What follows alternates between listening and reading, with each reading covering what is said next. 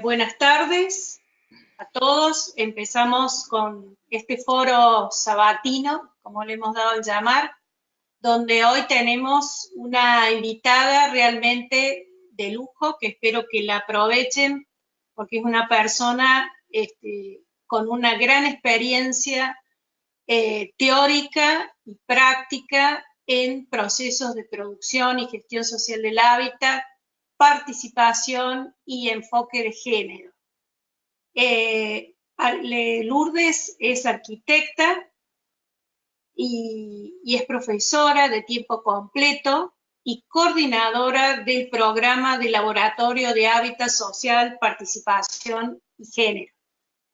Es miembro también de HIC y de otras redes, y también ha trabajado en la red CITED con nosotros en varias de las publicaciones que hemos realizado, con Gustavo, conmigo, y bueno, hemos intercambiado visiones, críticas en esta forma de percibir el diseño participativo sustentable desde un pensamiento crítico y transformador. Así que le agradecemos muchísimo a la arquitecta Lourdes García por su contribución, de su visión de esta problemática al diplomado. Me parece muy bien. Adelante, Lourdes. Sí, gracias por la invitación y quiero compartir el trabajo que estamos haciendo desde el laboratorio. Nosotros partimos, obviamente, de un concepto que es el hábitat.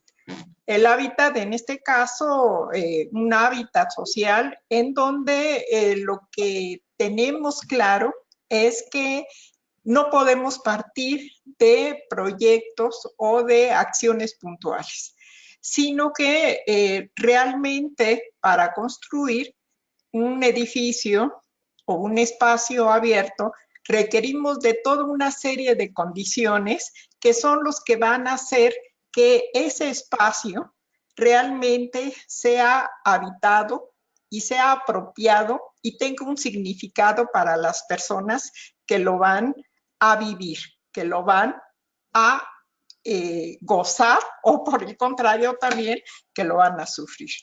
Por lo tanto, nuestra visión no solo es ver el edificio, sino sobre todo a nivel arquitectónico, el espacio en donde va a habitar el usuario y además el contexto o los diferentes contextos que van a conformar el hábitat, que es donde se encuentra inserto este edificio. Esto nos da una visión en donde nosotros partimos para el diseño de que es fundamental la participación del usuario dentro de esta visión que señala Boaventura de Sousa Santos, en donde integramos el saber popular con el saber universitario, en una horizontalidad, porque realmente la gente que tiene viviendo 40, 50 años en un lugar, pues obviamente sabe más que nosotros, quizás no de soluciones técnicas, pero sí de la serie de carencias y muchas veces hasta de soluciones que tienen a las carencias que ellos presentan. En este caso, lo que nosotros entonces vemos es que para el diseño consideramos como uno de nuestros ejes la habitabilidad. Si la habitabilidad, pensando que es una categoría esencial porque el espacio para nosotros debe ser obviamente habitable, no solo al interior, sino también al exterior.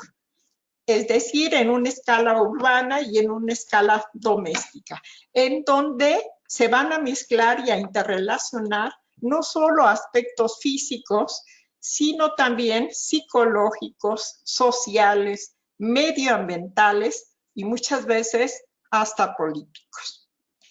Por lo tanto, lo que nosotros buscamos es, desde esta visión de la habitabilidad, tener una relación entre condiciones físicas que nos van a dar lugar a una relación entre los espacios habitables y los habitados. Esta relación del hombre con su entorno. Las formas de apropiación también para nosotros son importantes porque esto es lo que cada usuario hace que a partir de su historia personal, de su cultura, del conocimiento que tiene de materiales, de formas de vida, va a darle un significado a ese espacio. Es decir, no nada más es que lo contenga, sino que signifique algo para él. Además, esta condición también nos lleva a que necesariamente la construcción de todo espacio significa un impacto a nivel medioambiental y que lo que buscamos es que ese impacto sea lo menos posible para el entorno o para el contexto en el que está inserto. Y obviamente estos espacios son para satisfacción de las necesidades fisiológicas, psicológicas, sociales y culturales de los individuos y que buscan que se solucione a través de un espacio. La habitabilidad, entonces, lo que busca es mejorar la calidad urbana, la calidad de vida de los ciudadanos. La calidad, entonces, de vida, pues va más allá de las condiciones materiales. Toma en cuenta la cultura, toma en cuenta las condiciones de salud, toma en cuenta las condiciones que se dan entre las relaciones de diferentes grupos sociales y obviamente requiere de espacios que van a dar lugar a que se puedan manejar estas relaciones. Por lo tanto, vamos a tomar en cuenta que sean accesibles, que permitan la movilidad, que exista una dotación de equipamiento e infraestructura que posibilite que no solo nos reproduzcamos biológicamente, sino también socialmente. La habitabilidad arquitectónica, que en este caso me gustaría mencionar lo que Gómez Azpeitia señala, es que nosotros habitamos los huecos del edificio. Es decir, para nosotros es muy importante esta relación que él llama como la interfase entre ese espacio que queda al interior de la envoltura que es el edificio y que en esa relación es en donde nosotros vamos a lograr que se dé esta condición de habitabilidad. Y para nosotros, como arquitectos, lo fundamental es que haya un espacio habitable, es decir, que el espacio que nos interesa no es el que contiene, sino el que nos permite tener esta relación entre el hombre y el espacio interior, en donde también, obviamente, el diseño solo es un método que nos permite llegar a la construcción de ese espacio y en donde el arte es un plus para lograr el edificio. Es decir, la arquitectura no es una ciencia, sin embargo, tiene elementos científicos, ciencia aplicada, pero también tiene condiciones sociales y económicas, como también tiene condiciones artísticas y estéticas, pero esta visión nos lleva a que esta solución del edificio no se dé de una manera unidisciplinar, como generalmente se hace, sino que se dé de una manera interdisciplinar. Es decir, que en el fenómeno de habitar participa el habitante como el sujeto al que le vamos a solucionar sus necesidades, el objeto, que es el edificio, que es en donde va a cumplirse esta condición de habitabilidad, y obviamente que el edificio se encuentra inserto en una serie de contextos que son lo que hemos denominado el hábitat. Todo esto da como resultado que no solo se requiera de una visión interdisciplinaria, sino también una visión integral, una visión intersectorial y una visión interactual. Es decir, la habitabilidad entonces es un ámbito complejo en donde se interactúa tanto los habitantes como el entorno para dar lugar a lo que sería la habitabilidad, que significa el grado de adaptación que tiene el habitante con el entorno en función de satisfacer sus necesidades.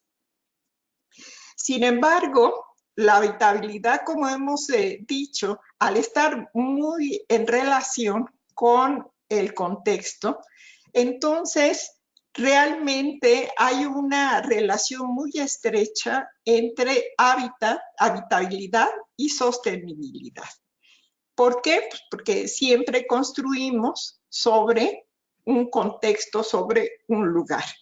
Y lo que buscamos es que haya una relación entre estas dos esferas del desarrollo sostenible, que sería la dimensión social, la ambiental y en muchas veces, y en este caso, que es lo que nos va a dar realmente la construcción de un edificio.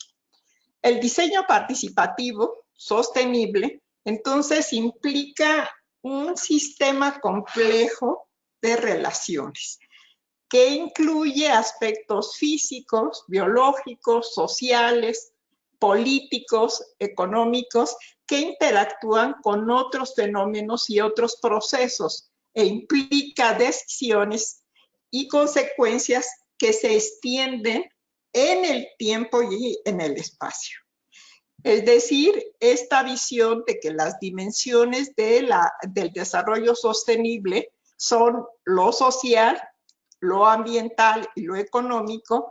En este caso, también para referirnos a la habitabilidad, pues obviamente si las relacionamos, tiene que ser habitable, tiene que ser equitativo y tiene que ser viable o factible.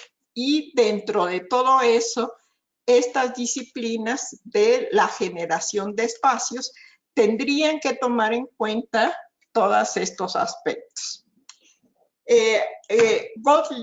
Gottschalk, él propone que el uso de un tetraedro de la sostenibilidad y su relación con la habitabilidad.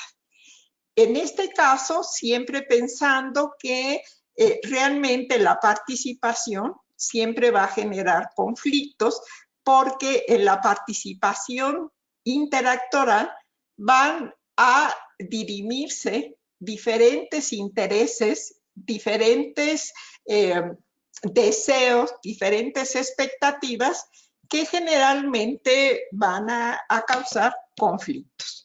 Estos conflictos, él dice que estos conflictos, a partir del diseño participativo, los podemos ir resolviendo durante el proceso, pero que además dentro de este proceso los conflictos pueden generar no solo aspectos negativos, sino también positivos, porque nos ayudan a comprender problemas, nos ayudan a formarnos, a educarnos para vivir en convivencia, no solo a nivel social, sino también con los diferentes contextos con los que nos relacionamos. Él habla de que la habitabilidad obviamente trae conflictos de gentrificación por los cambios en el uso del suelo, y este conflicto de gentrificación también es un conflicto de desarrollo. Ahí también cuando se plantean esta condición de hacer más verde, de tener más áreas verdes, obviamente entra en contradicción con esta visión del uso del suelo a nivel mercantil y con la gestión propia de lo que es el crecimiento contra el desarrollo. Y obviamente las categorías, en este caso que nosotros buscamos que se desarrollen, sería la equidad, y dentro de una visión que va más allá de la dimensión ambiental, ¿no? Un poco ya viéndolo en términos de la sostenibilidad. Y obviamente la economía que trae, que sabemos muy claro que es este conflicto de la propiedad individual contra la propiedad social, y el conflicto también de la utilización de los recursos, ya sea para condiciones también igual mercantiles, en contra de las utilización a nivel de los grupos sociales. Entonces hay una interrelación obviamente entre los individuos, sus contextos, los patrones de conducta y sus modos de vida. Es decir, el modo de vida va a generar patrones particulares de conducta, y estas relaciones que se dan entre individuos y obviamente la relación de los individuos con el entorno, y una primera dimensión que es la habitación, después la vivienda, el barrio, la ciudad y la cultura, y que todos ellos están interrelacionados y que impactan de diferente manera y se interaccionan también. Entonces, esta visión, bueno, por lo menos este gráfico, lo que pretende es ver que no podemos ya optar por que la solución esté en condiciones de un proyecto específico, aislado y repetitivo. ¿Por qué? Pues porque la condición es que los individuos tienen deseos, expectativas y tienen intereses diferentes, se encuentran ubicados en diferentes lugares, tienen diferente cultura. Obviamente, también una de las dimensiones que generalmente no tomamos en cuenta, que es el tiempo, pues un tiempo antes, ahora y al futuro, pues va a requerir también de soluciones diferentes que van a contribuir a que realmente satisfagan las necesidades de ese momento y que no tengamos estos modelos o patrones repetitivos que los implantamos sin tener esta relación de complejidad y de tener una confrontación con la realidad que nos permitan que realmente demos soluciones para el tiempo y para la gente que en ese momento sabemos que tiene condiciones que en ese momento requieren una atención, pero que esa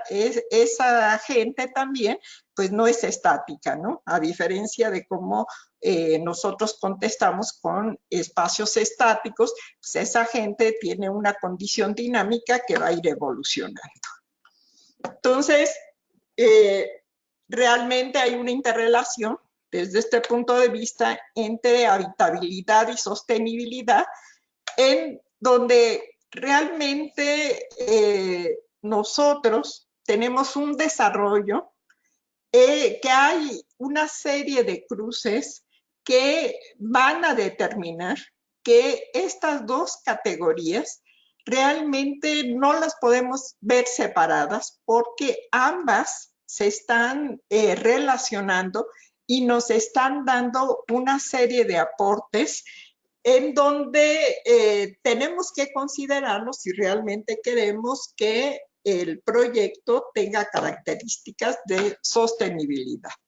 Si las dimensiones que se han manejado, que es del desempeño social, el desempeño ambiental y el desempeño económico, tendrían que estar relacionadas en términos generales con el desempeño de un espacio habitable, que obviamente está determinado por un uso, una función, una forma, pero también un significado, es decir, que para el usuario represente una identidad y una pertenencia que haga que ese espacio forme parte de su vivencia.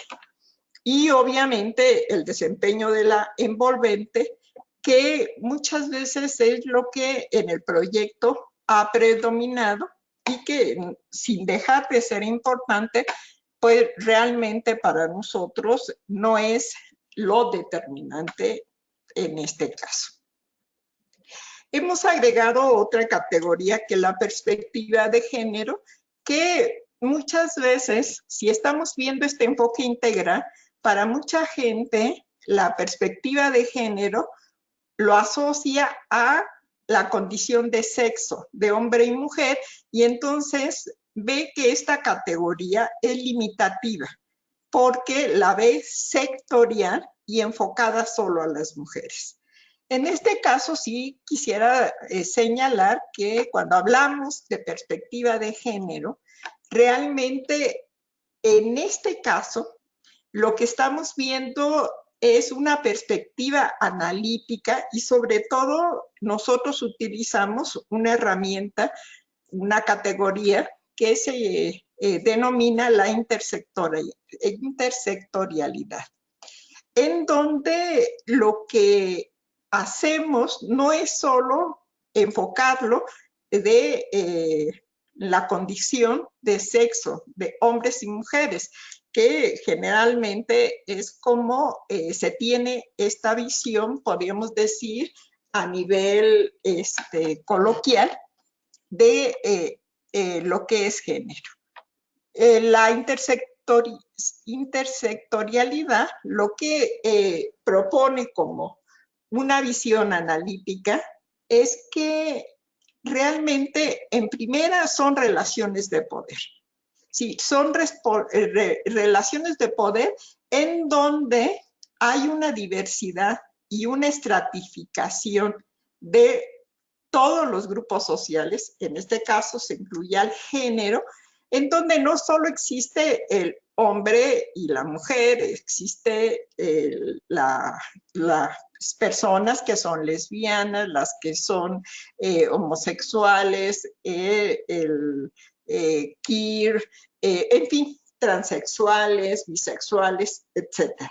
Es decir, que a esto se suma una discriminación por clase, por etnia, por edad, por condición económica, por condiciones de salud, y que realmente en el enfoque de la teoría feminista lo que ha acentuado desde que se inició es que existe una desigualdad que no es coyuntural o en momentos de crisis, sino es una desigualdad que ha persistido desde hace muchísimo tiempo y que por lo tanto no es una condición que se resuelva con, por ejemplo, darle el voto a la mujer, ¿no?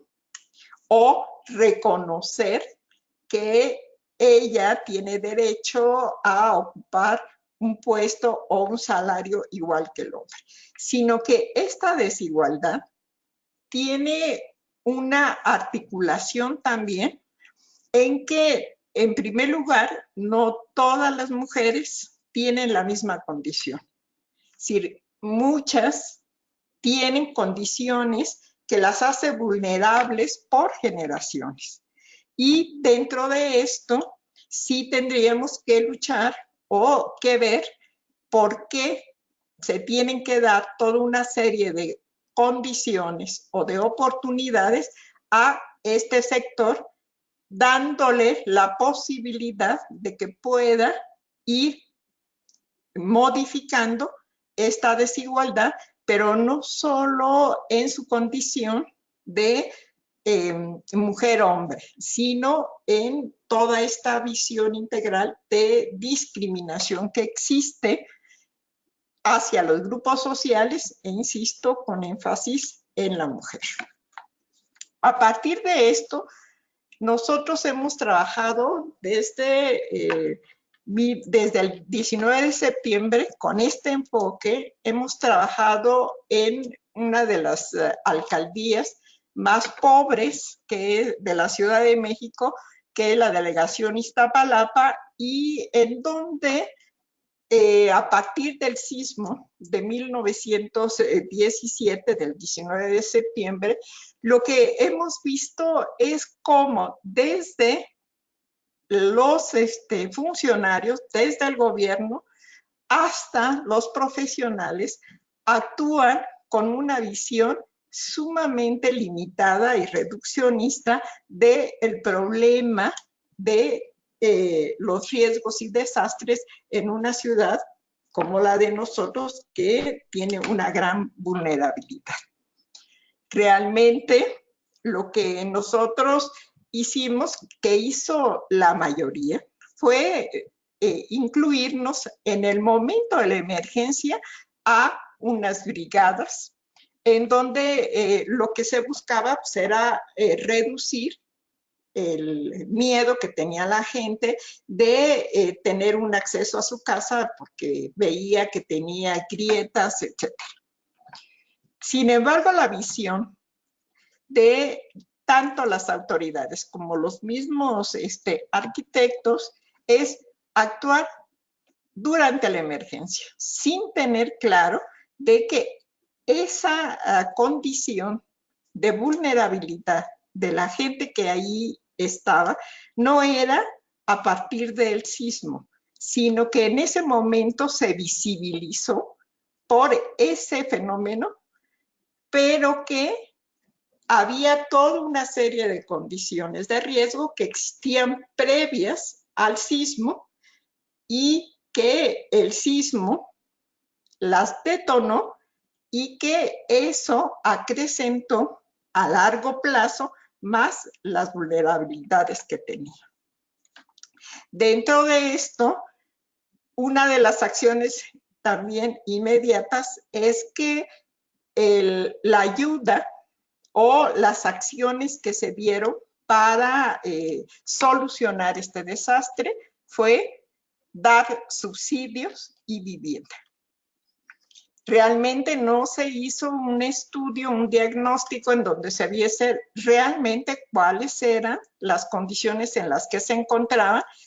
Es decir, no se vio ni el territorio, no se vio ni los habitantes, sus condiciones, sino que se dio un programa único en donde ese programa era una copia de una propuesta que hizo el Lincoln Institute of Land Policy y que obviamente funcionó o tenía su aplicación en otro país, en otro lugar, en otras condiciones y para otro tipo de gente.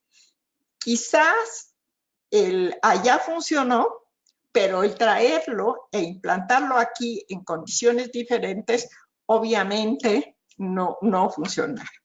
Es decir, para nosotros, los desastres a partir de esta experiencia, pues son construidos socialmente. Es decir, no es algo que se produzcan de manera natural, sino que había una serie de condiciones previas, como era el que la gente, al ser de escasos recursos, compraba terrenos que eran suelo barato, pero con condiciones de riesgo. Y obviamente la construcción que realizó se hizo en gran medida sin asesoría técnica, pero que realmente las autoridades conocían ya las condiciones de suelo y permitieron que se hicieran los asentamientos. Por lo tanto, el ver nada más de darles el subsidio para la vivienda sin tener esta visión global, pues realmente lo único que hizo es que a estas alturas todavía la gente está en las condiciones de emergencia. Es decir, no hay una visión más allá de lo que hemos dicho, una respuesta viviendista. Hasta la fecha siguen sin tener un lugar en donde vivir y sin saber todavía si se les va a reubicar. Porque en el trabajo conjunto con la gente estuvimos analizando que el problema que no era en ese momento la vivienda, sino era ver las condiciones de suelo. Si el suelo, la gente está sentada sobre fracturas geológicas que ya se conocían, pero que no se hizo un estudio sistemático, aunque hubo intentos de monitorear cómo se desarrollaban o se incrementaban estas fracturas. Sin embargo, pues la gente siguió viviendo ahí. En este sentido, si realmente tuvo no solo una manipulación, podríamos decir, socioeconómica, sino también política, porque además coincidió con los momentos de elección, tanto del presidente como de las alcaldías y de la Ciudad de México. Este sismo realmente fue un detonante de algo que nosotros no tenemos previsión. Es decir, vivimos en una región sísmica, pero también vivimos en una zona muy vulnerable y también en donde se tienen que analizar no programas que se den de manera universalista y generalista, porque en la ciudad, de acuerdo a la ubicación que se tenga, pues se tienen varios tipos de riesgos o de vulnerabilidades ante un fenómeno natural. Es decir, quizás el más continuo y más patente sea el de los sismos, pero hay incendios forestales, hay hundimientos, hay inundaciones y sin embargo, el programa siempre para atender estos desastres está localizado solo en la vivienda, sin tener en cuenta un ordenamiento territorial, una planeación urbana, una gestión del riesgo, un ver cuál es el tipo de gente que está siendo dañada por estos eventos, sino esta visión generalista que se da para que se aplique un programa idéntico, no importa las condiciones de la población, del suelo, del lugar, de la época. Y dentro de esto, pues lo que nosotros, junto con la gente, estuvimos buscando es tener un programa que realmente fuese solucionando a partir de un diagnóstico real del lugar, que estuviese buscando la solución no inmediatista, sino que realmente fuese a largo plazo, pero que fuese realista de acuerdo a sus mismas condiciones de vida. Lo que nosotros hemos venido haciendo con ellos es generar instrumentos que vayan solucionando poco a poco estas condiciones. Por ejemplo, hacer énfasis en que tienen que tener primero una visión territorial. Es decir, esta visión territorial que para la condición de las autoridades es muy difícil dada la fragmentación que se tiene. Por ejemplo, el Comité de Reconstrucción, ejemplificándolo en la Ciudad de México, está a nivel del gobierno de la ciudad. Sin embargo, todas las afectaciones que existen a nivel de agua, de las tuberías de agua, del drenaje, de hundimientos, del suelo, corresponden a la alcaldía. Pero no hay una interrelación en donde se coordinen para que se puedan ir resolviendo estos problemas de tal manera que se pueda visualizar una solución a largo plazo. Por ejemplo, se dieron subsidios y créditos para que se repararan las viviendas sin haber hecho estudios de suelo. Si realmente las viviendas ahora nuevamente tienen grietas, asentamientos y la gente tiene deudas porque le dieron un crédito para rehabilitación en donde no había estudio de suelo, pero tampoco había asesoría técnica.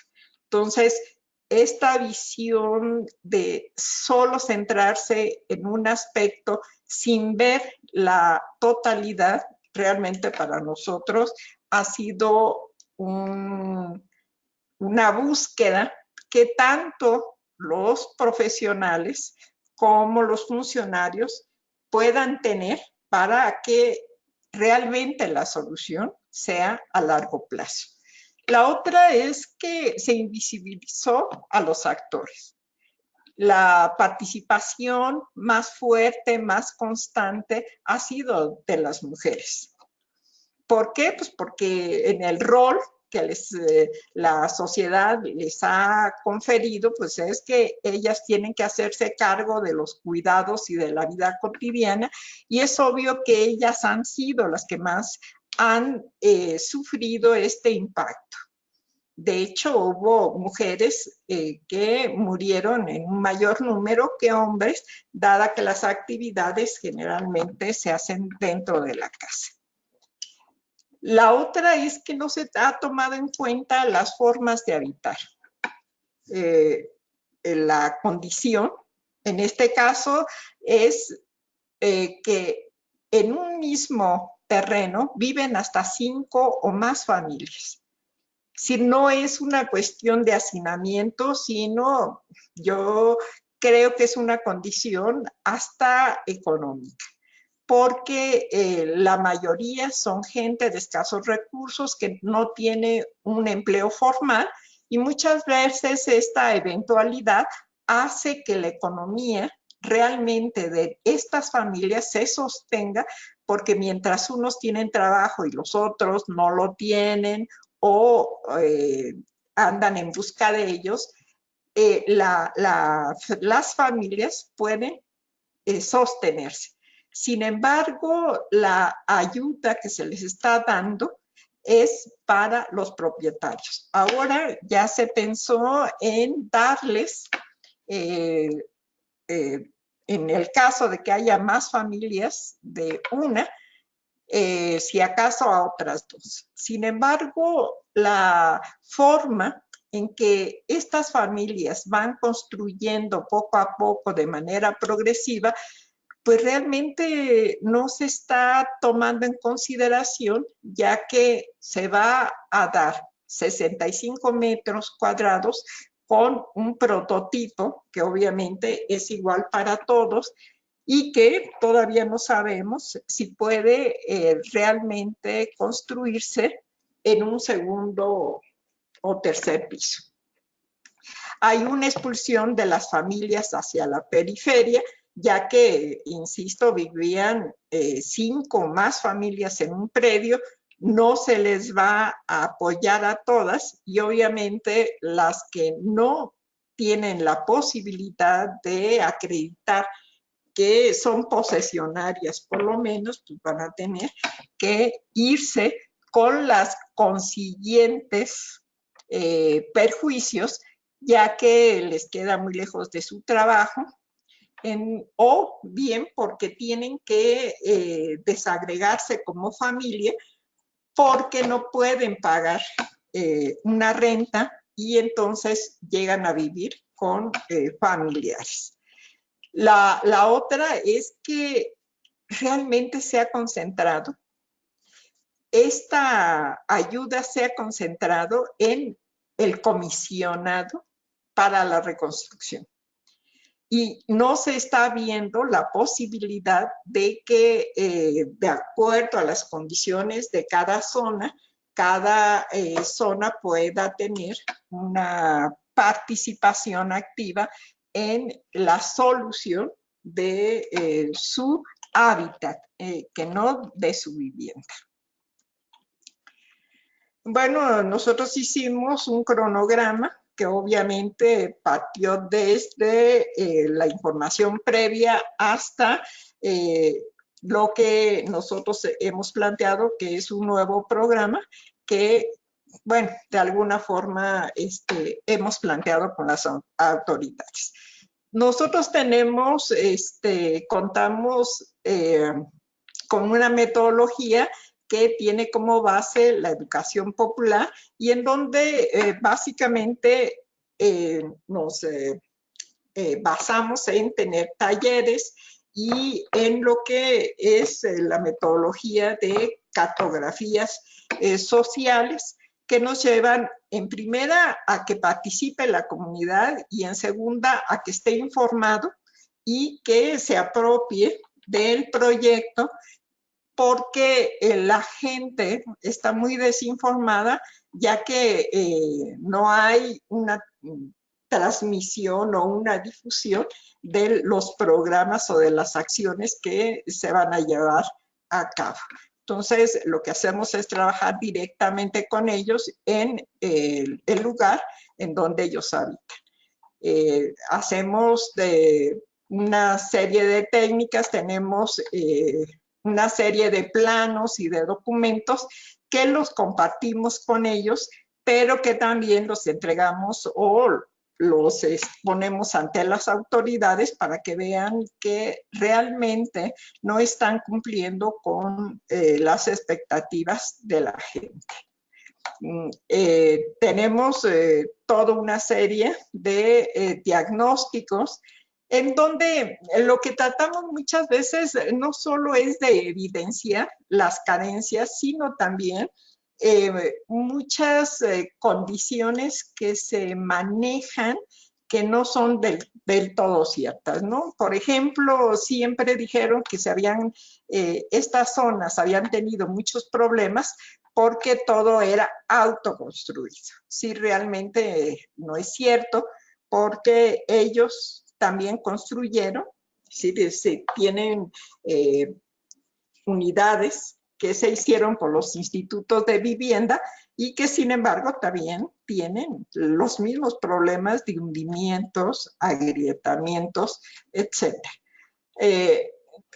Realmente las condiciones en las que ven es no solo de la vivienda, sino también de que hay una falta, por ejemplo, en su momento de acceso para camiones, por ejemplo, que llevaran abastos de tanques de gas, de agua, transportes que permitiesen la movilidad de la gente, etcétera, ¿no?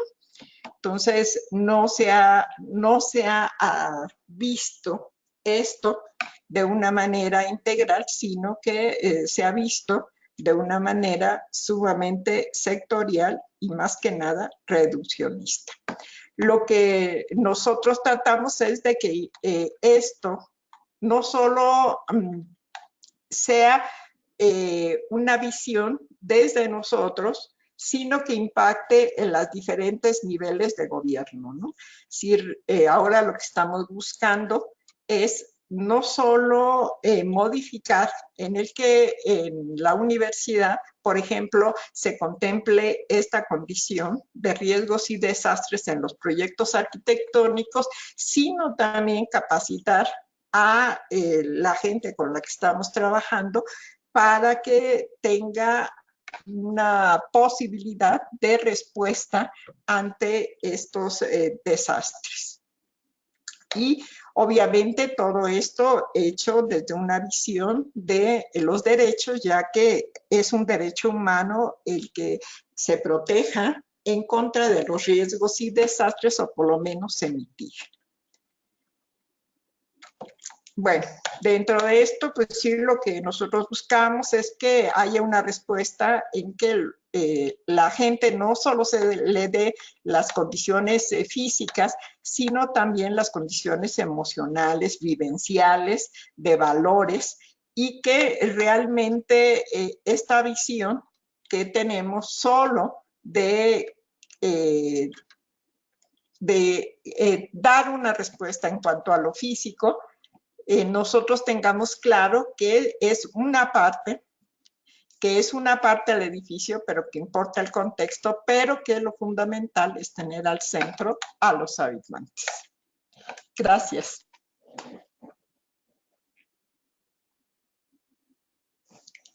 Excelente, ¿sí? Excelente, Lourdes. Realmente ha sido una exposición muy interesante en cuanto a la concepción, ¿no es cierto?, cómo has clarificado los conceptos de la multidimensión y la multiescalaridad. Nos has puesto estos conceptos, estas categorías del espacio habitable y la habitabilidad. Nos has clarificado también estas relaciones entre la habitabilidad y la sustentabilidad, identificando los conflictos, y claramente nos has puesto un caso diverso, ¿no? O sea, un caso donde uno se enfrenta a la gestión integral del riesgo y la dificultad y el efecto negativo que tiene el hecho de no tener esta concepción sistémica y compleja de lo que es la problemática y cómo se precisan distintas disciplinas. Por un lado, la transdisciplina y la intersectorialidad en la resolución de estos problemas complejos, ¿no? Cómo eso garantiza una sostenibilidad del proceso, una comprensión y fortalecimiento de capacidades de los usuarios que viven en ese lugar y que van a tener que manejarse con esas pautas del lugar, ¿no? Entonces, bueno, creo que ha sido muy claro cómo has planteado, por un lado, lo conceptual y por otro lado, lo concreto, ¿no? En el campo, cómo se refleja esto y se interrelaciona. Bueno, a mí me parece que la presentación es en muchos sentidos notable por la forma en la que la aborda Lourdes. En primer lugar, porque hace ver que no se puede uno entender, actuar ante situaciones de demandas de las condiciones del hábitat, primero desde una situación permanente de alguna forma y en situaciones muy especiales como las zonas de desastre. Es decir, se necesita tener una capacidad de entender los fenómenos. Es una capacidad teórica, es una capacidad de aplicar esa teoría de fenomenológica a entender qué está pasando, es decir, cómo es, las interrelaciones que tienen, de qué estamos hablando, ¿no? Primeramente como entendimiento necesariamente del hábitat, que es un tema fundamental, sobre todo porque también nos hace ver que el estar a veces situados en lo urbano arquitectónico, como si estas fueran categorías solas y neutras, como desgraciadamente se entrena a los profesionales al respecto, sino que son, digamos, el hacer urbano arquitectónico está articulado con un conjunto de situaciones en su producción. Y que además esto no es un problema de voluntad, de voluntarismo o de buenas ganas o de buenas intenciones, recordando siempre que esas buenas intenciones está empedrado el infierno. Entonces esto es muy importante porque hay en los gobiernos, a veces en la opinión pública, en los técnicos, ¿no? Y en este caso muy especialmente a los ingenieros y a los arquitectos, están llenos muchas veces de voluntarismo y ¿cómo se llama? Y buenas intenciones, pero de un desconocimiento de los fenómenos. Y un desconocimiento que les impide entender qué es lo esencial, qué es lo fundamental, qué es lo necesario de actuar para poder incidir significativamente ante esos problemas. A mí me parece que esto está además muy bien sistematizado, es una labor que Lourdes ha venido haciendo digamos, de explicar con rigor y con ¿cómo se llama? Y con el pensamiento de varios autores para poder entender estos problemas, ¿no? De alguna forma, ¿no? Yo creo que esto es una cuestión muy significativa y en el caso concreto del fenómeno del sismo, pues nos enfrenta a muchísimas cuestiones, ¿no? En América Latina, los países estamos enfrentados a muy diversos problemas de riesgo, ¿no? Los países de sismo, todos casi tenemos el problema de las inundaciones, en fin, una serie de vientos, algunos otros huracanes, todo tipo de cosas que de alguna manera la región está enfrentada. Por lo tanto, es un hecho constante. Y como hecho constante, no existe ni una actitud ni una aptitud para poderlo enfrentar. Lo tratan de enfrentar desde su sectorialidad sin ver lo que ahorita señalaba muy importante Mariana, de toda esta situación de la necesidad de que nos enfrentamos siempre a una intersectorialidad, digamos, a una dimensión mucho más compleja de las partes, ¿no? De alguna manera, del escalamiento de la situación para poder esta cuestión de ver cómo son todos los actores que están encontrados, que están teniendo una relación, se quiera o no se quiera. Y si no se quiere, entonces los resultados siempre son parciales, ¿no? De alguna manera, ¿no? Entonces, nos voy a presentar esta cuestión, ¿no? Entonces, a mí me parece muy importante y hace ver también la necesidad de poder entrar con un enfoque que nos permita pensar de antemano cómo poder actuar, cómo prevenir de alguna manera, ¿no? Y aquí nos habla un poco de la situación de la planificación de los procesos, toda una planificación participativa. Aquí también hay un poco, yo creo que, bueno, aquí no estaríamos en la polémica en otro momento, pero yo le tengo mucho temor a la palabra planificación, ¿no?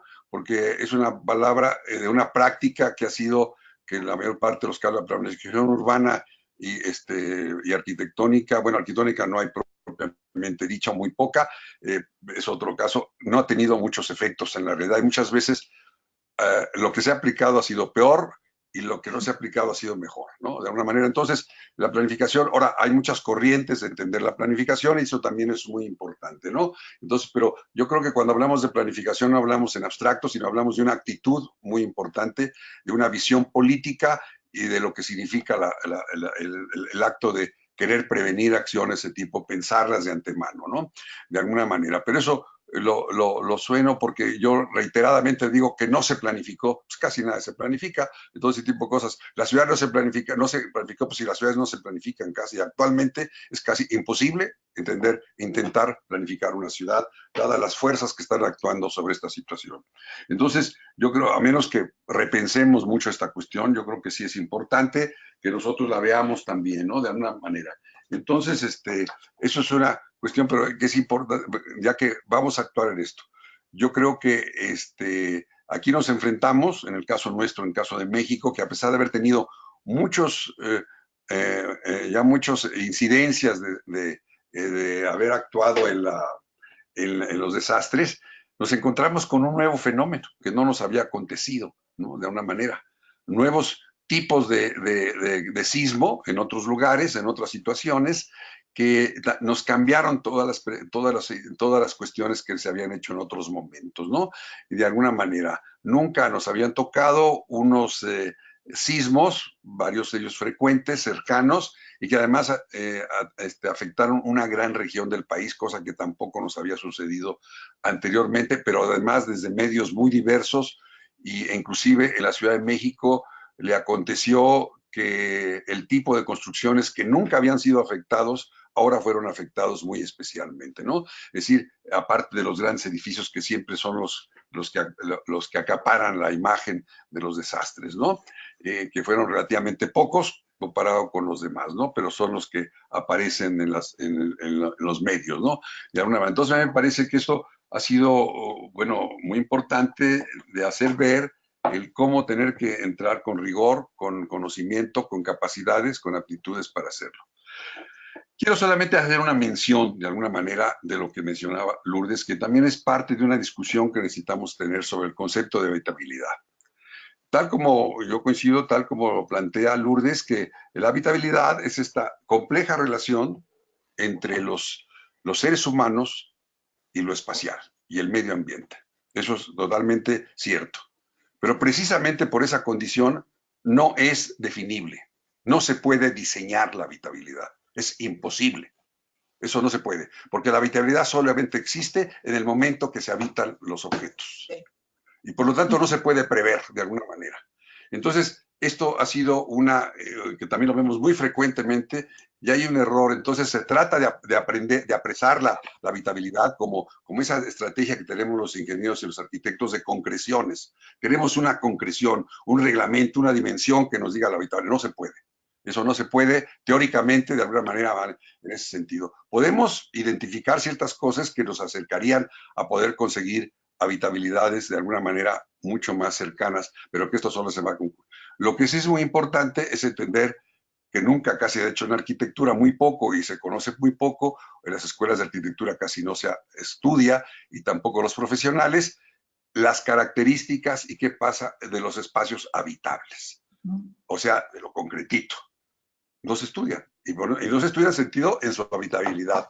Entonces, es muy difícil que nosotros hablamos de estabilidad, si no la estudiamos, no sabemos teóricamente claramente qué es, hay una discusión, entonces yo creo que también eso es parte de lo que necesitamos, de alguna manera, también avanzar en ese sentido. Y bueno, pues eso es lo que yo me comentaría al respecto. Podemos pedir a los participantes si quieren plantear alguna observación, pregunta, análisis crítico, tanto lo que ha dicho Lourdes, Gustavo o yo, sobre la temática.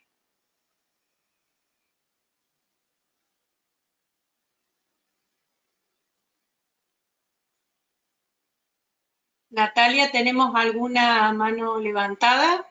Porque si no, tengo algunos comentarios para Gustavo. Alejandra tiene el micrófono abierto. Ah, Muy hola.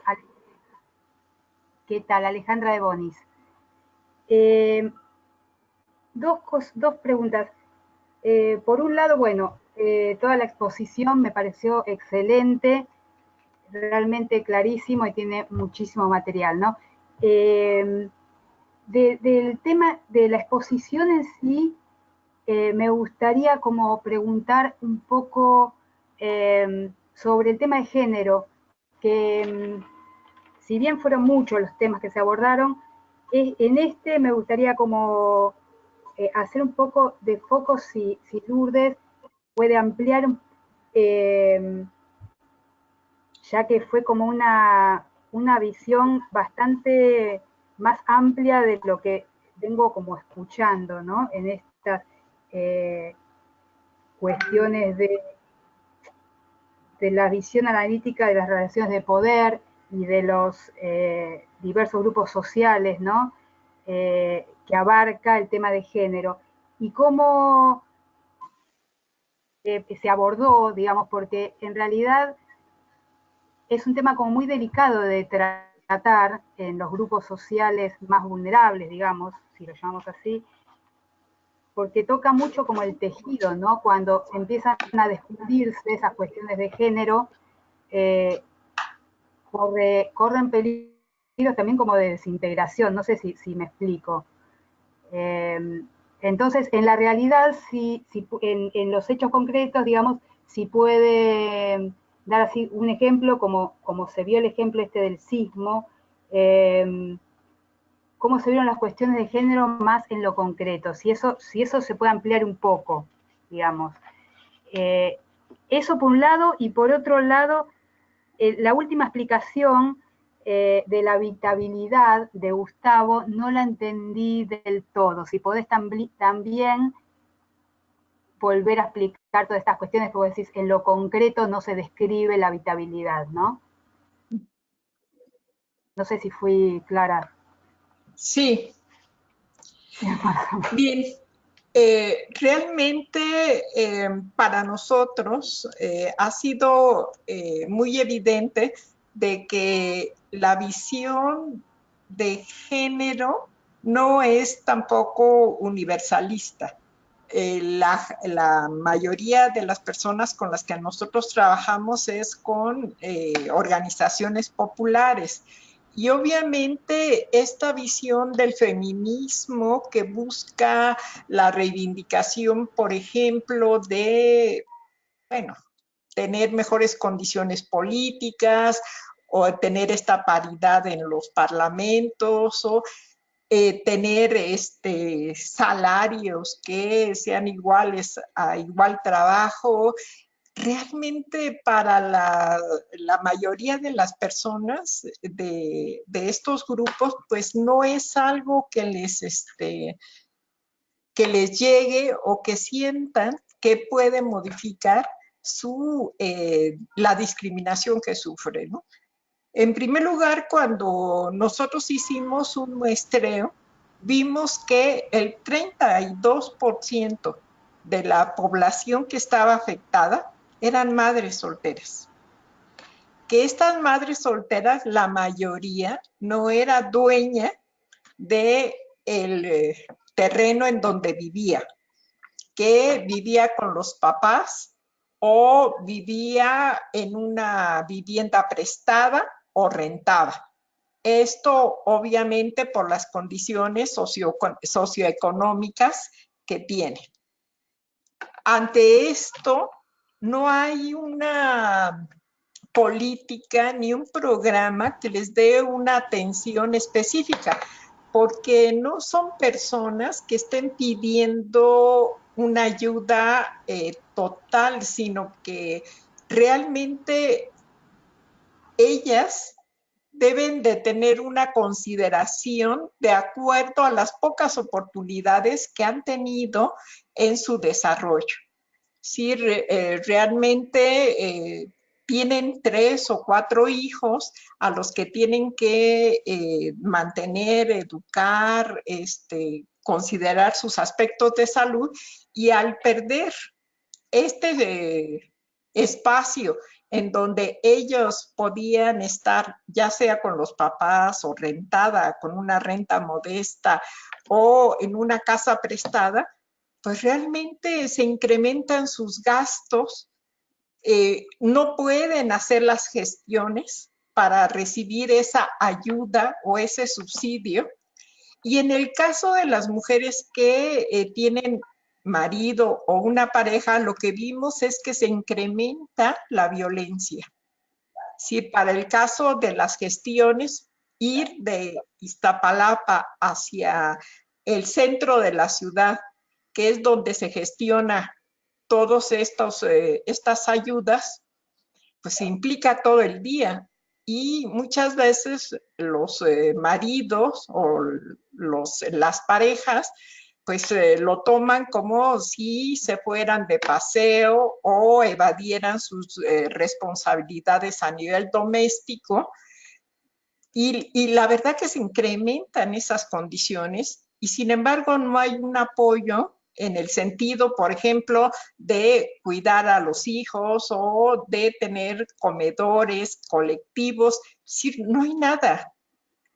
Y se les considera de la misma manera de un hombre que tiene más oportunidades de desplazarse al centro de la ciudad, que tiene un trabajo a lo mejor no formal, pero que tiene más acceso al empleo, que tiene mejor salario y que me parece que estas condiciones sí deberían de tomarse en cuenta porque, insisto, no son gente que esté pidiendo algo porque no quiera trabajar o no quiera luchar, ¿no? Son gente que también ha trabajado y luchado por tener un espacio. Y creo que sí debería de verse estas condiciones de especificidad como lo mismo que las condiciones diferenciales que existen. Es decir, realmente así como no puede haber programas que sean únicos, que sean recetas únicas para todos, tampoco hay que considerar que los diferentes actores que se han visto impactados por un siniestro, pues puedan también tener un programa único porque las condiciones son diferentes. Simplemente para acceder a ser reconocidos como damnificados, se tenía que acceder vía digital. Pues las que menos tienen acceso a Internet, porque no tienen escolaridad y porque no tienen dinero, son las mujeres. Entonces, esta visión de que todos son iguales, pues realmente a mí me parece que no es verdad, ¿no? Y la otra, nosotras tenemos más expectativa de vida. Y en el caso de Iztapalapa, la gente ya tenía, la que era propietaria, que tenía ya 40, 50 años de vivir en ese lugar, la mayoría son mujeres. Pero son mujeres que obviamente no, al no tener un empleo formal, pues no tienen seguridad social y están en peores condiciones que los hombres. Y no es porque no hayan trabajado. Obviamente también realizaron un trabajo, pero un trabajo que socialmente no tiene retribución, que es un trabajo no pagado, que son las actividades domésticas y el cuidado. Y que en estas condiciones creo que sí deberían de ser reconocidas con una condición especial. Ahora, no es que las mujeres lo manifiesten de manera explícita. Si nosotros tuvimos que hacer entrevistas personales que permitiesen que las mujeres nos pudiesen hablar, ¿no?, de manera explícita, sin tener encima la visión de que pudieran ser criticadas o no fueran escuchadas, etcétera, ¿no? Si realmente nos decían, pues en la reunión nosotros vimos esto, pero pues no quería yo decirlo ahí porque se iban a reír de mí. Y sí tuvimos que usar técnicas que permitiesen que ellas pudieran explayarse, ¿no? Por ejemplo, el hecho de que nos decían de que las golpeaban por ir a hacer las gestiones, pues tampoco nos lo iban a decir en público, sino que fue a partir ya de entrevistas personales. Y yo creo que hasta esto sí merece una atención especial, ¿no? Por otro lado, no sé, lo de la habitabilidad, si me las quieres repetir, por favor. No, eso le preguntaba más que nada a Gustavo Romero, que habló de la habitabilidad. Ya. Sí, y no entendí el concepto final que dio, por eso volví a preguntarle sobre eso. Pero entiendo, excelente toda la respuesta esta que me diste. Sí, entiendo la profundidad, ¿no?, que toma esta cuestión de género. Así que, bueno, muchas gracias.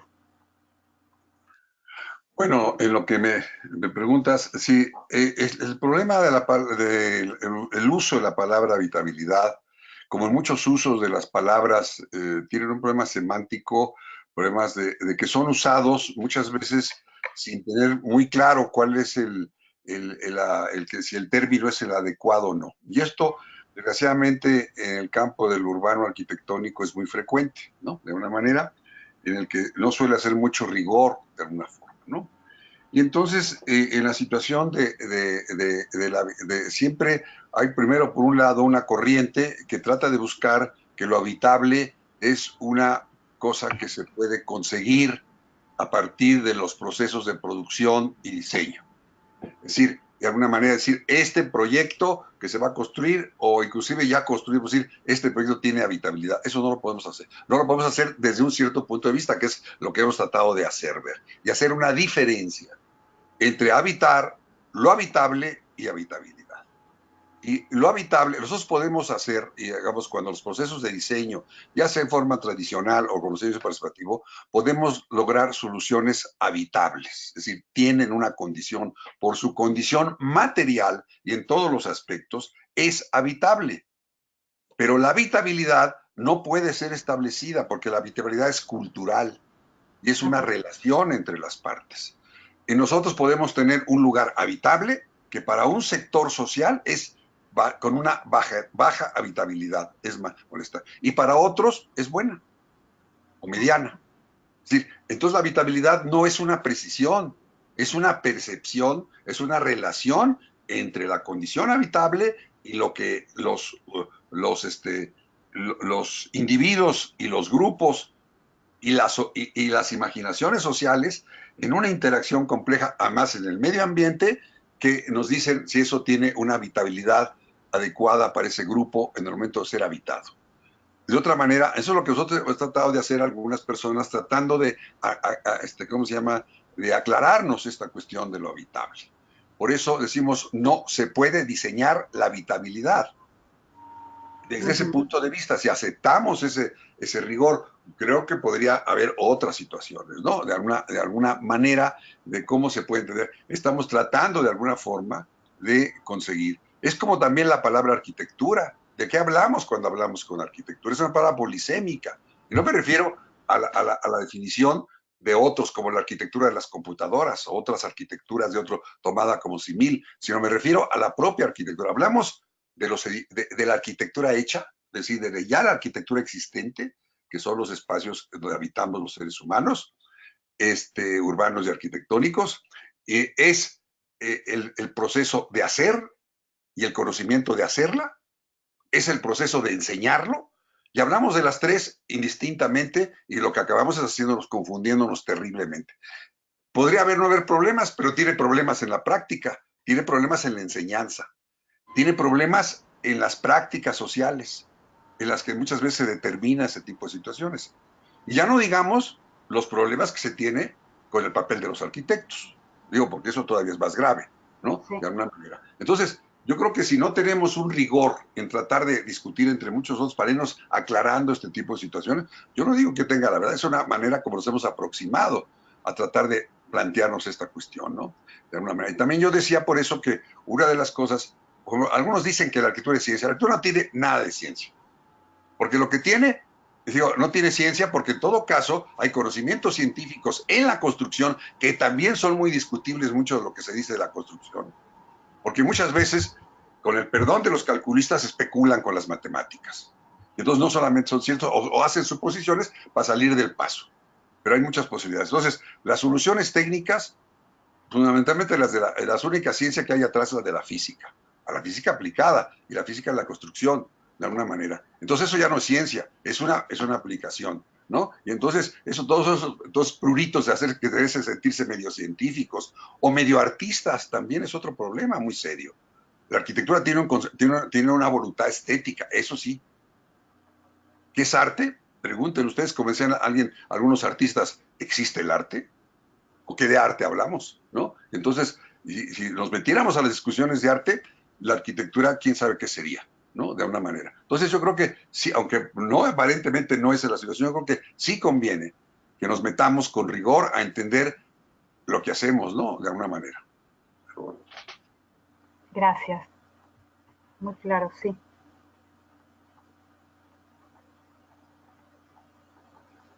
Natalia, ¿y alguna otra mano levantada?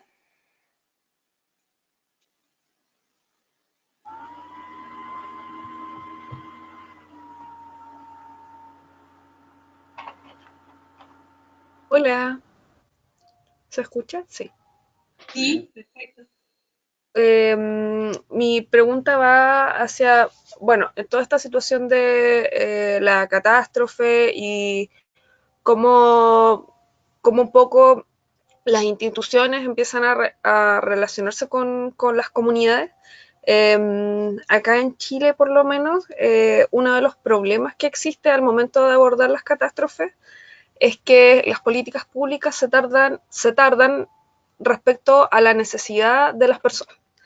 Entonces pasa muchas veces que las personas se vuelven a instalar en zonas que son de riesgo, que han habido aluviones o tsunami o, bueno, surtidos que hay aquí, y la política pública o esta idea como de planificación de riesgo, etcétera, llega muy retardada y finalmente a estas personas no se les puede como extraer de donde ya se volvieron a reinstalar. Entonces, claro, me hace sentido que poder quizá intervenir a las comunidades, pero quería saber cómo en su experiencia, cómo había sido esto de poder llegar a tiempo o cuánto de esto realmente se puede abordar y cuánto se empieza como a salir de las manos entre la necesidad de las personas que requieren volver a constituirse y que lo van a hacer aunque nadie los ayude, sino que van a volver a autoconstruir y, como puedan, y si estos son sus territorios, lo van a volver a hacer ahí porque ese es su territorio. Entonces, en Chile hay como una mezcla entre que hay lugares que se hacen viviendas con ciertas características inundables, pero finalmente lo ideal es que muchas veces la gente se la saquen de este lugar y la reubiquen, y normalmente lo que sucede es que la gente se vuelve a insertar o ya se instala cuando la política pública llega y llega tarde. Entonces quisiera saber un poco cómo abordaron esto en México, si ha sido posible, si en realidad esto se tiende a escapar también de las manos y hay más bien un periodo de negociación con estas personas. ¿Cuál es su experiencia? Bien, sí realmente dura mucho las políticas públicas porque no hay toda una serie de condiciones de prevención. Aunque aquí existe protección civil, realmente no hay una condición estructural que realmente dé salida cuando sucede una emergencia, ¿no? Que puede ser el sismo u otro evento. Lo que nosotros hicimos es que nos empezamos a relacionar con la gente y vimos que las fracturas no eran solo de la estructura, no solo eran de los muros o la losa, sino era del suelo. Están sobre, bueno, aquí le dicen socavones, están sobre hoyos, ¿no? Porque es una fractura geológica que atraviesa tres alcaldías: Xochimilco, Tláhuac e Iztapalapa. Entonces, lo que nosotros empezamos a ver con ellos es que no aceptaran, por lo menos con la gente que estamos trabajando, que no aceptaran que se les diera una ayuda para la vivienda si antes no existía un estudio de suelo. Obviamente tuvimos talleres para informarles, estuvimos trabajando con geólogas y algunos estudiantes de geociencias, en donde les informaron, y a nosotros también, porque realmente no tenemos esa formación, que ya se habían hecho experiencias de tratar de rellenar esas grietas y que no había habido resultados, se volvían a abrir. Entonces, lo que nos centramos con ellos es en exigir no la reparación de las viviendas, y que ellos entendieran que el que se les diera para la vivienda era estarlos condenando a un riesgo permanente. Y se han aguantado, podríamos decir, desde septiembre de 2017 a la fecha. Apenas se están haciendo los estudios del subsuelo. Y de manera paralela se están buscando ya terrenos para la reubicación. Ahora, esto no es con todos, porque mucha gente sí aceptó el que se les diera créditos o subsidios y empezaron a construir. La gente con la que nosotros trabajamos, pues sí, realmente se ha aguantado, y lo que hemos hecho nosotros es irlas acompañando. Desgraciadamente, como universidad, nosotros no podemos construir y no podemos hacer la supervisión de la construcción. Entonces, lo que nosotros podemos hacer son estudios.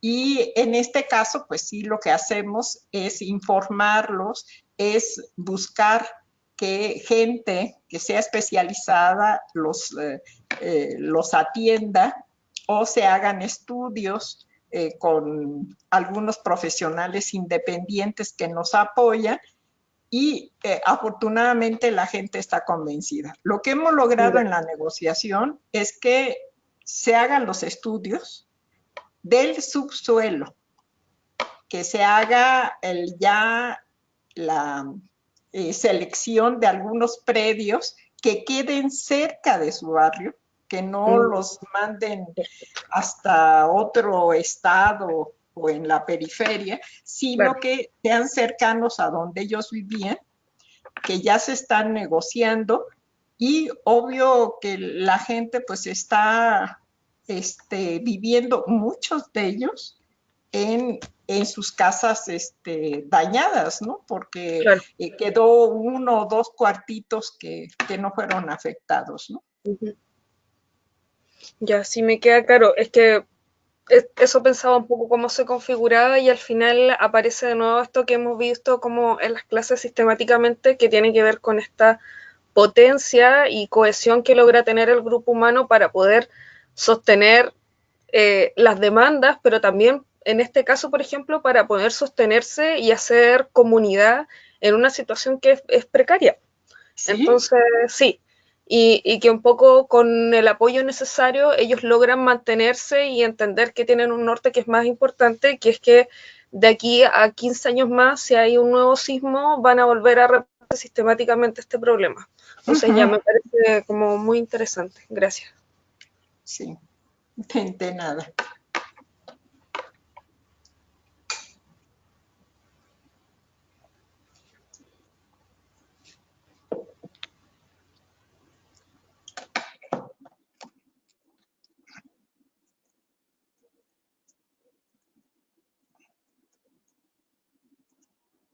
Natalia, ¿hay otra mano levantada?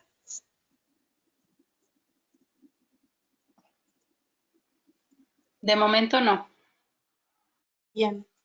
Para complementar esta pregunta, entonces si hay tiempo y darles a que otros puedan levantar su mano, puedo comentar otros casos, como por ejemplo un programa de mejoramiento de barrios en Rosario. Muchos de estos asentamientos precarios están sobre las márgenes del río, y obviamente, o por ejemplo muy cerca de una vía del tren, situaciones que no se pueden controlar con alguna obra de infraestructura, sino que son determinantes de situaciones en las cuales deben ser erradicados, ¿no? El tema es cómo se erradica, con qué condiciones, y ahí interviene mucho el proceso de diseño participativo, no solamente la determinación de los espacios, sino también en lo que llamamos talleres de planificación estratégica, ¿no? Estas familias que se sentaban en estos lugares, en el programa como venía desarrollándose, eran erradicadas, y luego intentaban permanentemente volver por la gran necesidad, ¿no es cierto? Cuando uno radica pero sin un consenso, sin un trabajo participativo, entonces la organización había puesto guardias urbanos para que cuidaran que la gente no se volviera a sentar en estos lugares donde corría riesgo. desde un proceso de diseño participativo se empezó a trabajar para que se pudiera comprender la situación de riesgo, pero además cómo reubicarlos no fuera del barrio que estaba siendo mejorado, sino en el barrio o en la zona, haciendo negociación con las distintas familias. Y a través de planificación estratégica o una articulación interprogramática, se buscó otro programa que era el de agricultura urbana, un programa muy interesante que se desarrollaba en Rosario, y entonces esas áreas que quedaban vacantes pero que tenían riesgo, se utilizaron como espacios de producción agroecológica, integrándolas a este programa. Entonces, de esa manera, estos espacios tenían vida, podían ser utilizados, la gente tenía una clara conciencia del riesgo que tenían una respuesta dentro del asentamiento precario y podían desarrollar una solución concertada, y obviamente no hicieron más falta los guardias urbanos, sino que las mismas familias tenían muy claro cómo preservar ese espacio, era utilizado, en qué y cómo se habían integrado el resto de las familias o en el asentamiento en áreas muy cercanas al asentamiento para preservar justamente las redes sociales, las redes de contención que generalmente son fundamentales y generalmente están desarrolladas por las mujeres en cuanto a la posibilidad de una habitabilidad y con calidad de vida.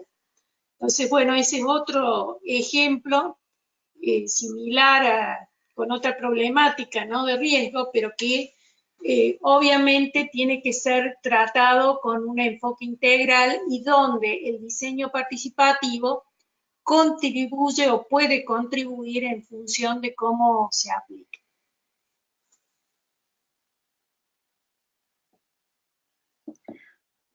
Sí, yo quería mencionar unas cosas. Primero, una aclaración de lo que dije. Cuando yo me refería a una crítica de la planeación, me refiero a la crítica de la planeación urbana de tipo gubernamental, ¿no? Fundamentalmente. Eso.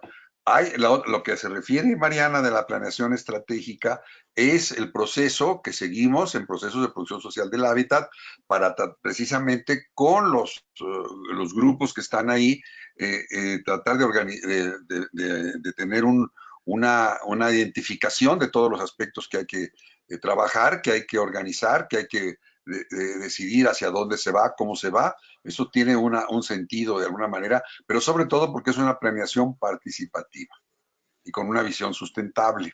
Entonces, esto sí tiene un significado para que no se entienda una cosa, ¿no? De alguna manera. La otra cosa también, que insistir en lo que decía Mariana.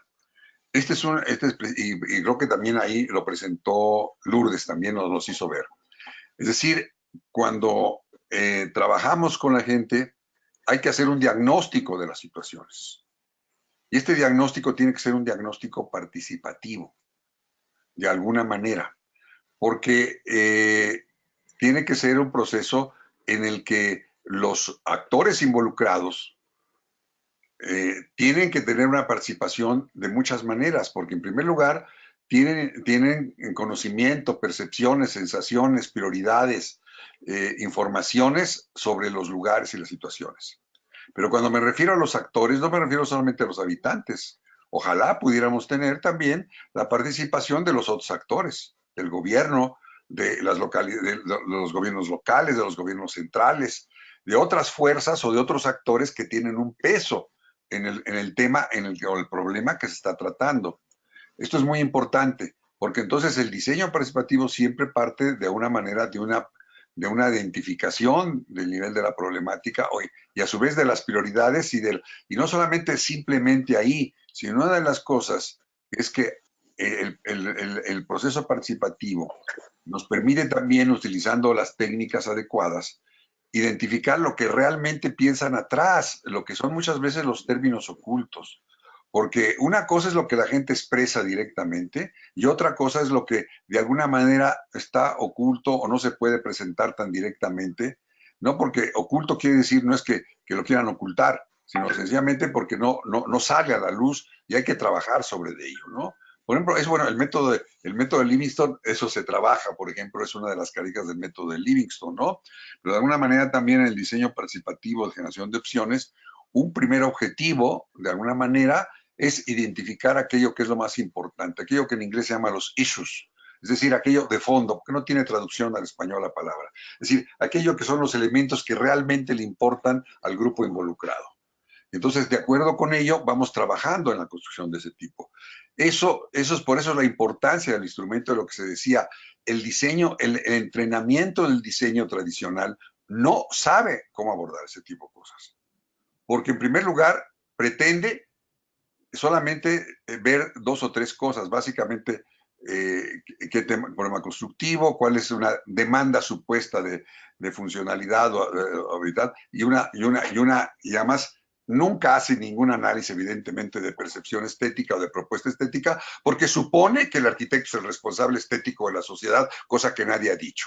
Bueno, entonces el gran problema es que nunca les dieron ningún instrumento para, por ejemplo, saber cuáles son las demandas estéticas de la sociedad, ¿no? Y cuáles son las formas en que la gente habita, la relación espacial que se suscita. Y en el aspecto constructivo también hay que ver muchísimas cosas que son, de alguna manera, muy importantes para los grupos sociales.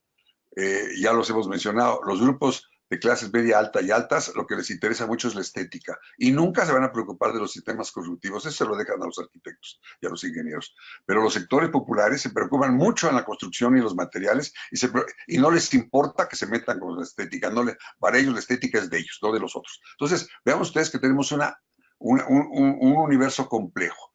Las herramientas tradicionales con que son estrenados los arquitectos y los ingenieros no les permiten mucho entender estas complejidades. Por eso la importancia de abordarlos con estas perspectivas, con estas teorías, con estos métodos, con estos conocimientos, con estas estrategias de alguna manera.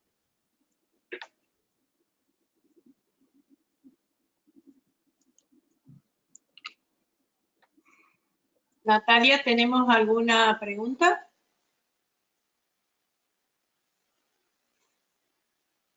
Ninguna pregunta. Si me permites, Marian. Sí, claro.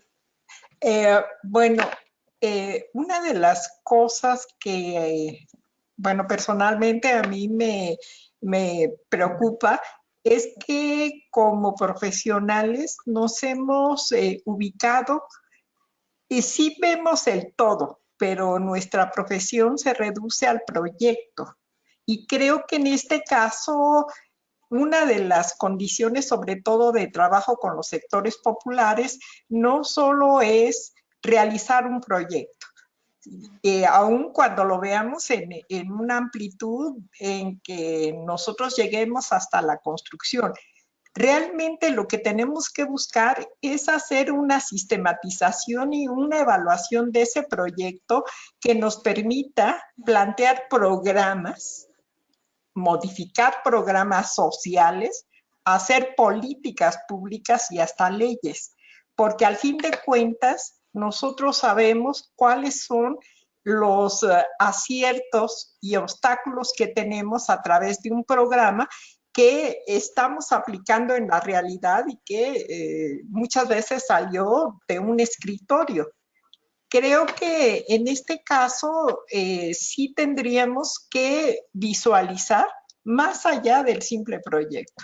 Es decir, yo creo que esta visión pues, nos reduce también nuestro desempeño a mitigar o a dar solución a un grupo o a un colectivo, pero lo que buscaríamos es que esto, si es que tuvo éxito, repercute en un número mayor de personas. Y eso solo lo logramos a través de los programas, de las políticas públicas y de las leyes, que es algo que ya nosotros hemos experimentado en impulsar un programa comunitario de mejoramiento barrial, hacer la evaluación del programa a través de los proyectos cada año e irlo mejorando. Y otra cosa que me parece que sí deberíamos tomar en cuenta es que la participación realmente, para que vaya más allá del discurso, porque todo el mundo habla de participación, pero en los hechos muchas veces se queda en el escrito, es que tenemos que enseñar a que la gente participe. Es decir, no solo los habitantes, sino también nosotros. La participación tiene una dimensión paralela que es la educación. Es decir, nadie nace sabiendo participar. Y es algo que creo que sí deberíamos nosotros contemplar, en que tenemos que enseñar a la gente a cómo participar y a los profesionales que la participación pues no es nada más convocando a que participen, sino que hay que tener métodos, técnicas y una visión teórica que realmente haga que sea productiva la participación. Porque si no, de otra manera, la gente se va a desalentar, se va a frustrar si nosotros no lo hacemos de una manera ágil y que sea productiva, porque ya después jamás va a querer participar, ¿no? Entonces, creo que esas dos condiciones sí se me hacen importantes. Una, ir más allá del proyecto, ir hacia políticas públicas y leyes, y la otra es que pensemos que participación es concomitante con educación. Bueno, excelente tu visión, porque dentro del diplomado estábamos siempre planteando esta interrelación, ¿no?, del diseño participativo con un proceso, con unas fases de lo que es la producción y gestión social del hábitat, y donde la evaluación es como el cerebro que va uniendo y articulando esta dialéctica que debería existir entre la propuesta de diseño participativo y el proceso de producción y gestión social del hábitat, y este trabajo transdisciplinario donde son tan importantes todas las profesiones que nos ayuden a comprender un diagnóstico integral, georreferenciado de la problemática, nos ayuden a comprender esta multidimensión, ¿no? Porque a veces se cree que el proyecto es simplemente el proyecto arquitectónico, en realidad son proyectos integrales de hábitat que nosotros podemos aportar en cuál va a ser, cómo va a ser esa materialidad física de esos proyectos integrales de hábitat. Y esto que bien marcas de la articulación interactoral, las distintas multidimensiones y las distintas escalas, donde interviene obviamente desde el planeamiento, tomado por supuesto desde una visión integral, sistémica, etcétera, hasta la resolución física de los espacios, ¿no? Entonces, desde este enfoque integral, creo que se puede abordar la complejidad del hábitat, y obviamente el arquitecto no es simplemente para el espacio del diseño, e incluso es sumamente necesario el aporte de las distintas disciplinas para que esa respuesta de diseño sea apropiada y apropiable. Poco esta sería la diferencia entre el concepto de habitabilidad, ¿no?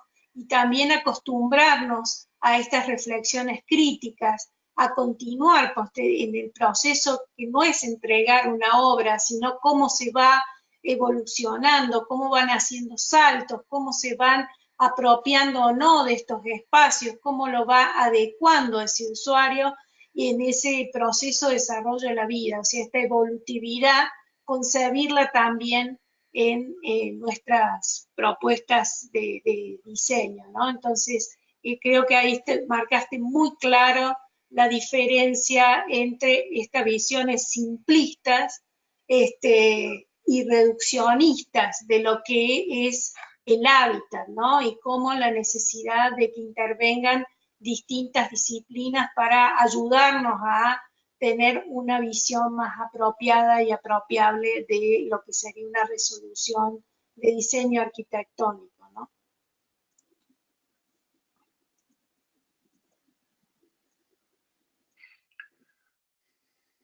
Bueno, si no hay más preguntas, o Gustavo o Lourdes quieren aportar algo, podríamos ir cerrando este foro.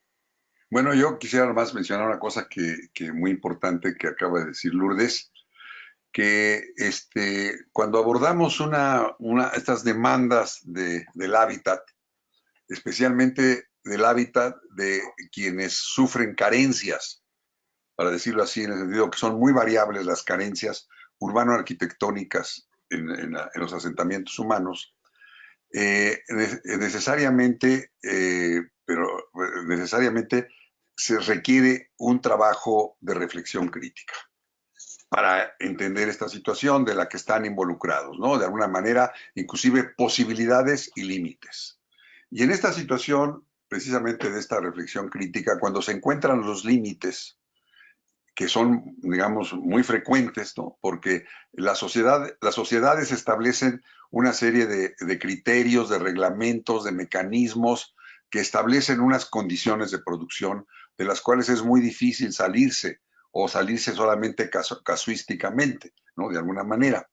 Y entonces, por lo tanto, en esta reflexión crítica se trata de que una primera cuestión, independientemente de la necesidad de producir una respuesta específica, es que lo que en este momento estamos viviendo, especialmente en América Latina y entre las sociedades que yo sigo llamando colonizadas, y inclusive en parte del primer mundo, el llamado primer mundo industrializado, hay una reflexión del problema que existe de que no podemos quedarnos en la propia cuestión de esa propuesta específica, aunque sea posiblemente apropiada y apropiable para ese grupo y que responda para eso, sino que requiere ser convertida en una política pública, en una construcción de discusión social para que los imaginarios sociales, que a veces los olvidan, tengan que ser,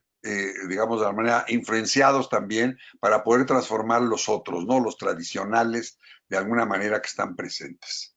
Y entonces, esto es muy importante y además de otra cosa es luchar para que estos se conviertan en políticas, en instrumentos, en instituciones, en programas, en proyectos, en recursos, en todas situaciones que vayan dirigidos a estas posibilidades. Y esto implica luchar en muchos niveles de la sociedad, políticamente. Y entonces eso también hace ver que en este caso, bueno, evidentemente eso lo saben los grupos populares, los grupos que tienen que luchar políticamente para, como nos han explicado, nos han visto, pero también los profesionales tienen que entender que no se pueden limitar a solo su trabajo particular, sino también tienen que luchar por diferentes situaciones, por grupos, por gremios, por participación política de otro tipo, en modificar las condiciones de ese tipo, ¿no? De alguna manera, o inclusive de luchar, de llegar a tener puestos de alguna manera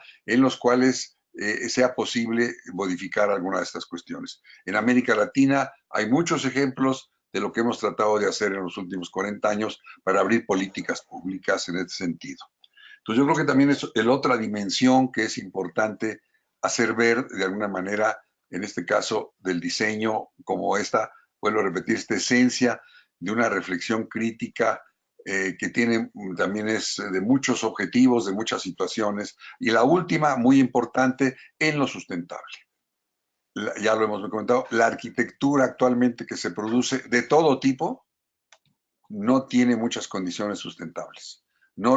Es más, tenemos un poco conocimiento desde la huella ecológica, la producción de materiales, el diseño, las ecotécnicas y los funcionamientos de este tipo de situaciones. Se tiene en realidad un poco conocimiento.